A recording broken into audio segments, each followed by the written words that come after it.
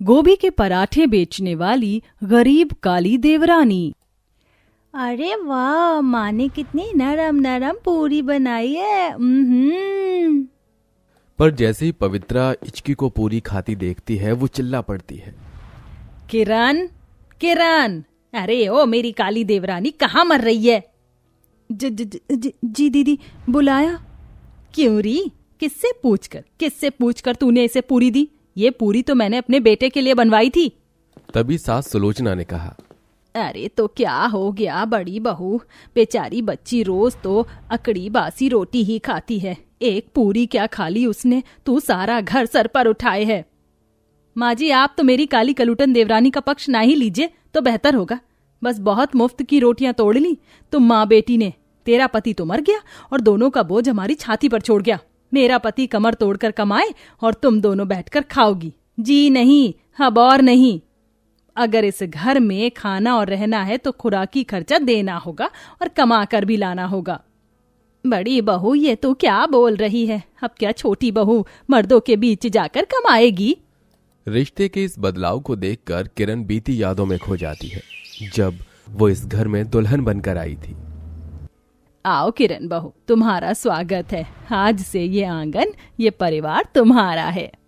तभी अपने सुंदरता के घमंड से पवित्रा ने किरण को टॉन्ट मारा। सासू माँ, मैंने तो सोचा था कि देवर जी लव मैरिज कर रहे हैं तो देवरानी किसी हूर सी लाएंगे, मगर ये तो कढ़ाई में पुती कालिक सी है। अपने काले रंग पर जेठानी को ताना कसते देख किरण की आंखें भर आईं। तभी नाहर ने कहा, भाभी, मैंने किरण का हाथ उसकी सूरत देखकर नहीं, सीरत देखकर थामा है। और वैसे भी गोरे रंग वाले बड़े गुमानी होते हैं।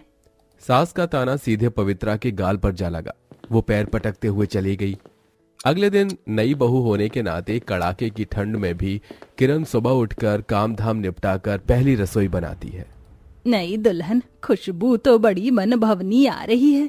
क्या बनाया है? माँ जी, सर्दी का मौसम था तो मैंने सोचा गोभी के पराठे बना दूं। किरण अपने बनाए गोभी के पराठों से सबका दिल जीत लेती है। वाह किरण, क्या गजब के गोभी के पराठे बनाए हैं। सचमुच बहू, खाना बनाने में हलवाइयों से हाथ पाया है तूने। अपनी काली देवरानी की तारीफ देख पवित्रा जल भुन गई। वक्त बीतता गया और किरण को एक बेटी हुई, मगर दुर्भाग्यवश एक दुर्घटना में नाहर की मौत हो गई, जिसके बाद से किरण का ऐसा कोई दिन नहीं बीता जब उसकी जेठानी ने उसे ताने न दिए हो और जुल्म न ढाए हो। उस भयंकर ठंड में पवित्रा ने किसी निर्दयी की तरह दोनों को घर से निकाल दिया। जेठानी जी, दरवाजा खोलिए ना। माँ, बहुत ठंड लग रही है। इस घर का दरवाजा तेरे लिए हमेशा के लिए बंद हो गया मेरी काली देवरानी। अगर तू कल सुबह इस दहलीज के बाहर दिखी तो तेरे साथ सासू माँ को भी भेज दूंगी। वैसे भी बहुत सकी बनती फिरती है तेरी। नहीं नहीं, मेरी वजह से माँ जी अगर इतनी ठंड में बेघर हो, इससे अच्छा मैं ही चली जाऊंगी। किरण ने वो घर छोड़ दिया और ठंड में भटकते हुए चलने लगी। जहाँ कुछ दूर उसे एक झोपड़ी दिखी। माँ, बहुत ठंड लग लिया और चला भी नहीं जाता। किरण उस झोपड़ी में आकर मदद की गुहार लगाने लगी। कोई है, मेरी मदद कीजिए। तभी एक साधु जो कि अंदर खटिए पर था, उसने कहा,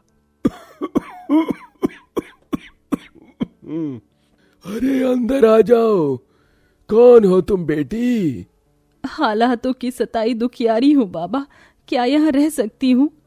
किरण ने अपनी दुख भरी कहानी साधु को बताई। अगली सुबह जब वो आंगन बहारने आई तो पूरे आंगन में ताजी गोभी उगी हुई थी, जिन्हें देख उसे कुछ सूझा। पेट चलाने के लिए कुछ तो करना ही है, क्यों ना मैं गोभी पराठा बनाकर बेचूं। ठंड के मौसम में गोभी का पराठा तो हर कोई खाना पसंद करता है। किरण ने जाकर यह सुझाव साधु को बतलाया। बिटिया, मुझे तो बस दाना मिल जाए, तुम गोभी का पराठा बनाकर बेचो, ईश्वर तुम्हें खूब बरकत दे।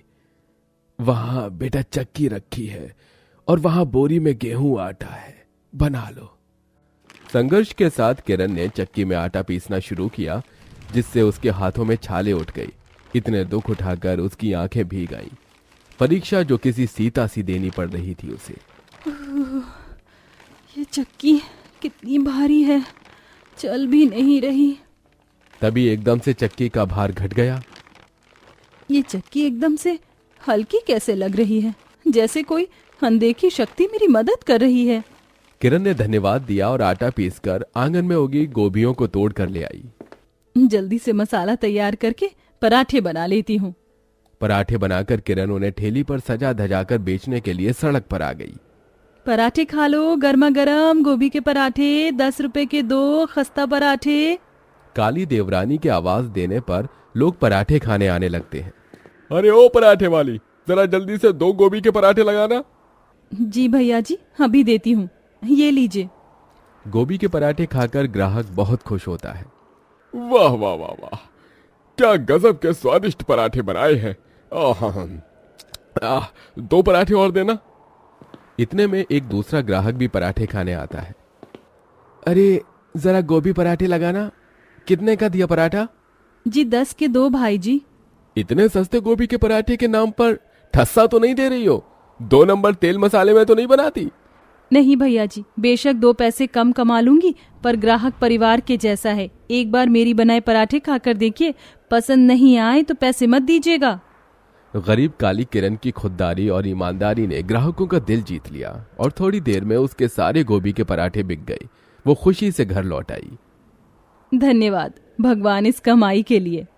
घर लौटकर किरण ने साधु को भी चूल्हे पर गर्मा गर्म गोभी के पराठे बनाकर खिलाए। बहुत ही स्वादिष्ट गोभी के पराठे बनाती हो बेटा।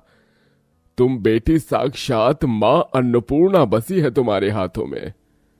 धन्यवाद बाबा। सचमुच माँ, तुम्हारे से स्वादिष्ट गोभी पराठा और कोई नहीं बना सकता। उस दिन किरण कई दिन बाद मुस्कुराई थी। दिन बीतते गए, किरण के गोभी के पराठे का व्यापार अच्छा खासा चल पड़ा। पराठे गर्मा गर्म गोभी के पराठे। आओ आओ प्यारे ग्राहकों, ठंड में मसालेदार गोभी के पराठे खाओ। किरण के गोभी के पराठे में गजब का स्वाद होने की वजह से लोग उसके ठेले पर जमकर भीड़ लगाते हैं, जिससे वो पराठे का दाम भी बढ़ा देती है और उसकी आमदनी अब और ज्यादा होने लगती है। वहीं दूसरी तरफ उसकी जेठानी गरीबी में दिन काटने को दूर भर हो जाते हैं। तुम्हारे लालच के चलते आज हम सड़क पर आ गए पवित्रा। राजीव, मैंने तो ये सोचकर पैसे लगाए थे कि दुगने पैसे वापस आ जाएंगे, मगर क्या पता था कि फ्रॉड हो जाएगा। अरे चलो चलो, अब ये रोना धोना बाहर जाके करो, निकलो यहाँ से। आदमी पवित्रा समेत उनके बच्चे पति को धक्के मारकर घर से निकाल देता है। तभी पवित्रा की आंखों के आगे वो पल आ जाता है जब उसने अपनी काली देवरानी को इसी तरह से घर से निकाल दिया था। वो सब इधर से उधर भिखारियों की तरह भटकने लगते हैं, तो वहीं दूसरी तरफ किरण खूब नाम कमाती है और अपना खुद का घर भी बना लेती है। जा रही हो बेटी इस साधु की गरीब कुटिया छोड़कर? हाँ बाबा, आपने मुझे गरीब को सहारा दिया। मैं जीवन भर आपकी धन्यवादी रहूंगी। आप भी मेरे साथ चलिए बाबा। मेरे लिए मेरा ईश्वर है। तुम जाओ, तुम्हारा कोई अपना संकट में है। साधु की बातों को सोचते हुए किरण चली जाती है। वहीं कई दिन बिना खाए पिए पवित्रा भीड़ देखकर भूख भरी आंखों से कहती है, बहुत भूख लगी है। वहाँ इतनी भीड़ क्यों लगी है? लगता है वहाँ कुछ खाने को बट रहा है। ये सोचकर वो ठेले पर आ जाती है। सुनो, क्या तुम मुझे 2 गोभी के पराठे दे सकती हो? कई दिन से कुछ भी नहीं खाया। मेरा बच्चा और पति भी भूखे हैं। तभी पवित्रा को भिखारी के होलिये में देख इचकी कहती है, माँ ये तो ताई जी है। जैसे ही किरण अपनी जेठानी को इतने बुरे हाल में देखती है तो उसकी आंखों में आंसू आ जाते हैं और वो दया मन से कहती है, जेठानी जी, आप इस हाल में? ये सब कैसे हुआ? और जेठ जी, माँ जी कहाँ हैं?